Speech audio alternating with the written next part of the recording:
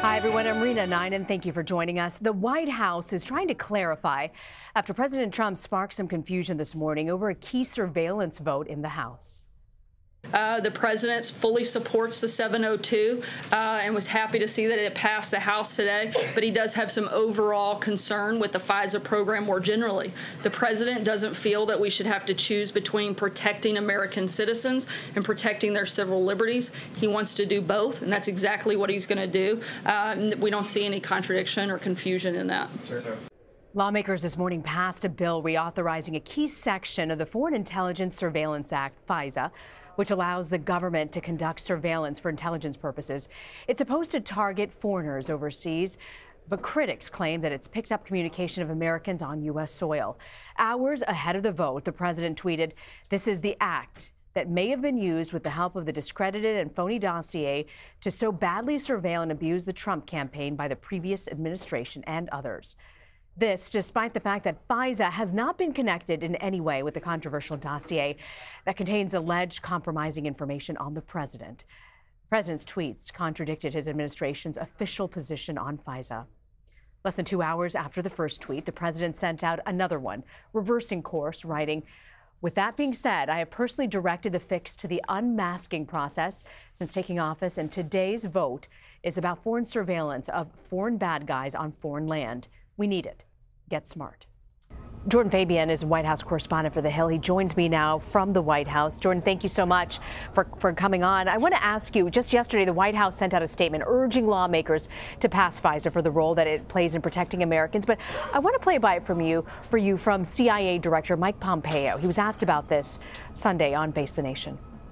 Section 702 is an important component of American national security. It allows us, the CIA, to observe communications from non-U.S. citizens, persons outside of the United States. That's central to our mission, and so we are very hopeful that we can reach an accommodation, that we can get to the right place. And I understand it may well come to a vote this week. I hope that's the case. I hear the critics from the other side.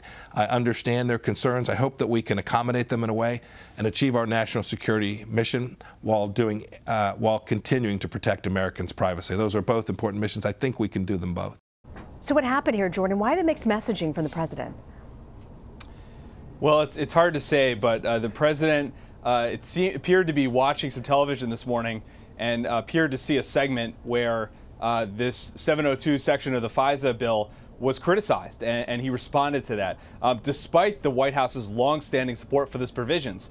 And it's not just support. White House aides have been working behind the scenes on Capitol Hill to push this bill forward because they see it as such an important prerogative for national security. And that's why it was so surprising to see the president tweet out what he tweeted this morning just hours before the House was set to vote. Yeah, and now the infamous Steele dossier, which was compiled by Fusion GPS, a private security company. Why is the president linking this to FISA?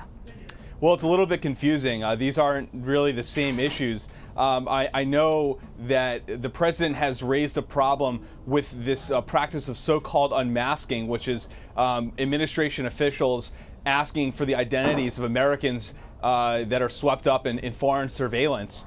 That's something that's separate from the bill that was being handled today. And in fact, the president just 2 days ago directed his director of national intelligence to come up with a new policy. So it's a little confusing for the president to link those two issues and cast doubt on it right before a vote when he himself had just signed a paper on this a couple days ago.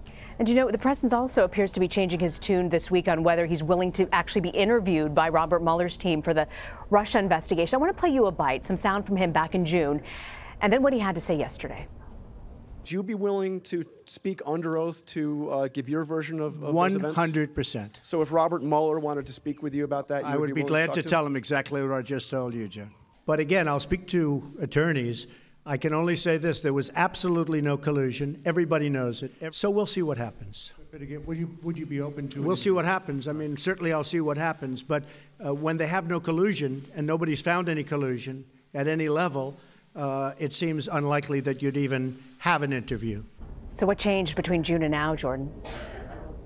Well, the president's feet are being put to the fire now. This is becoming a real prospect that the special counsel might interview him, and I think that's why we're seeing a little bit of a different response from President Trump on the question of whether he would sit down for that interview. Now, my understanding from reporting today is that the president's legal team is still in touch with the special counsel's office about a potential interview, so this isn't a settled matter yet. But there seems to be some second thoughts that the president articulated to the press yesterday about this key question in the Russia investigation. And he also keeps comparing his cooperation in the Mueller probe to Hillary Clinton's during the email investigation. Is that a fair, valid argument on that case?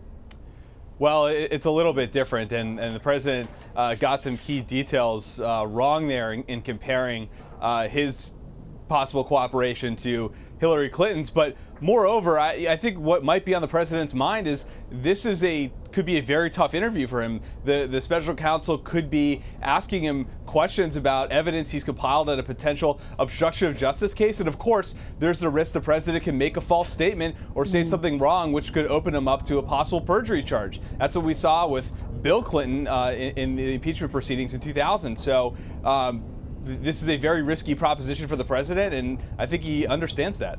Jordan, Fabian, thank you so much for joining us, Jordan. Thank you.